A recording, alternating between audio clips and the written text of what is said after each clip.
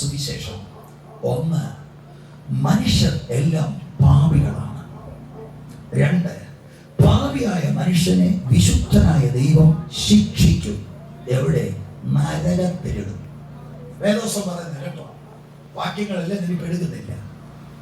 മൂന്ന്, ദൈവം നീതിമാനായതുകൊണ്ടാണ് ഈ നിലയിൽ ശിക്ഷിക്കുന്നത്. കാരണം ദൈവത്തിന്റെ നീതിയിൽ എല്ലാ മനുഷ്യനെയും ശിക്ഷിക്കും.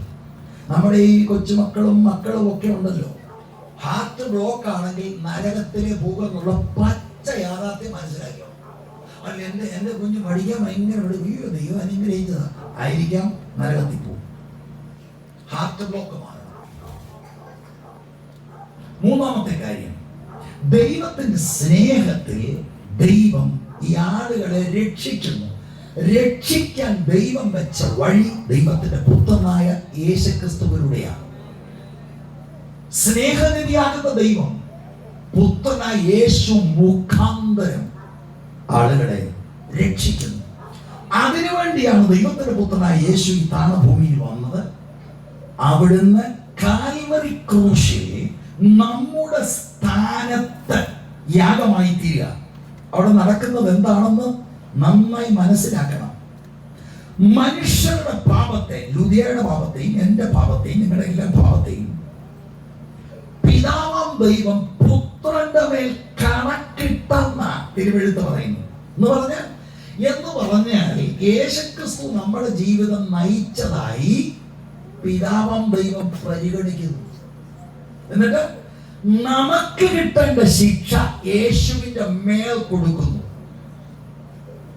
ഇത് ഒരുവൻ ദൈവവചനത്തിൽ നിന്ന് മനസ്സിലായി ഹൃദയം തുറന്ന് വിശ്വസിക്കാൻ തയ്യാറായാൽ പാപക്ഷമ കിട്ടുന്നു.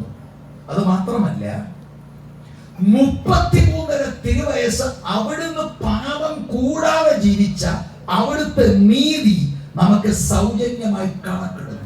അതിനുവേണ്ടിയാണ് ദൈവത്തിന്റെ പുത്രനായ യേശു ഈ താണഭൂമിയിൽ വന്നത്. അവിടുന്ന് കാൽവരി ക്രൂശിൽ നമ്മുടെ സ്ഥാനത്ത് യാഗമായി തീരുക. അവിടെ നടക്കുന്നത് എന്താണെന്ന് നന്നായി മനസ്സിലാക്കണം.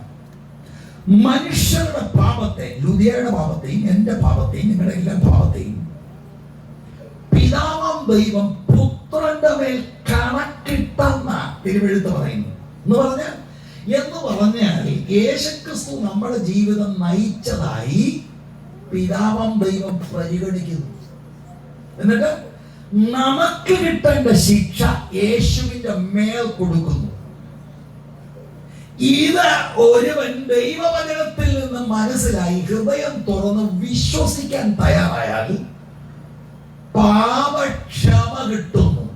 അത് മാത്രമല്ല, 33 തിരുവയസ്സ് അവിടുന്ന് പാപം കൂടാതെ ജീവിച്ച അവിടുത്തെ നീതി നമുക്ക് സൗജന്യമായി കണക്കിടുന്നു.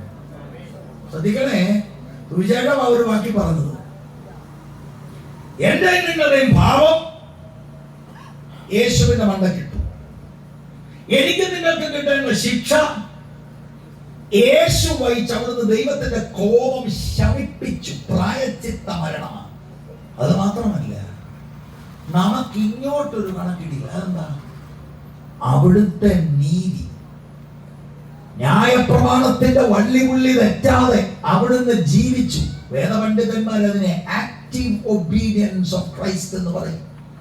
കാൽവറി ക്രൂശിൽ പാസീവ് ഒബീഡിയൻസ്. ഇത് രണ്ടും നമ്മുടെ ആത്മരക്ഷയ്ക്കുള്ളതാണ്. സാധാരണ ഇതിന്റെ പകുതി ആളുകൾ പറയത്തുള്ളൂ. അവിടുത്തെ ജീവിത നിമിത്തമാണ്, പാപമില്ലാത്ത ജീവിതമാണ് എനിക്ക് നീതിയായി കണക്കിട്ടിരിക്കുന്നത്. ഈ ഒരുവൻ വിശ്വസിക്കാൻ തയ്യാറായാൽ വിശുദ്ധനായ ദൈവം അവനെ അംഗീകരിക്കും. എന്ത് ചെയ്തു? ശസ്ത്രക്രിയ ഫ്രീയാ. ഈ ഹോസ്പിറ്റലിൽ ഫ്രീ ആയതുകൊണ്ട് മുതൽ മുടക്കില്ലെന്ന് ചിന്തിക്കരുത്. ദൈവത്തിന് അവിടുത്തെ ഏകജാതനായ പുത്രനെയാണ് യാഗം കൊടുക്കേണ്ടി വന്നത്. എന്നിട്ട് ശസ്ത്രക്രിയ നമുക്ക് സൗജന്യമാക്കി തന്നു. എന്തിന്? ദൈവത്തിന്റെ മക്കളായി തീരാൻ. ലുദിയായിക്ക് മനസ്സിലായി, ന്യായപ്രമാണം രക്ഷപ്പെടുത്തില്ല. ഇഷ്ടംപോലെ എനിക്ക് പണമുണ്ട്, അത് നാട്ടുകാർക്ക് കൊടുത്താൽ രക്ഷപ്പെടത്തില്ല.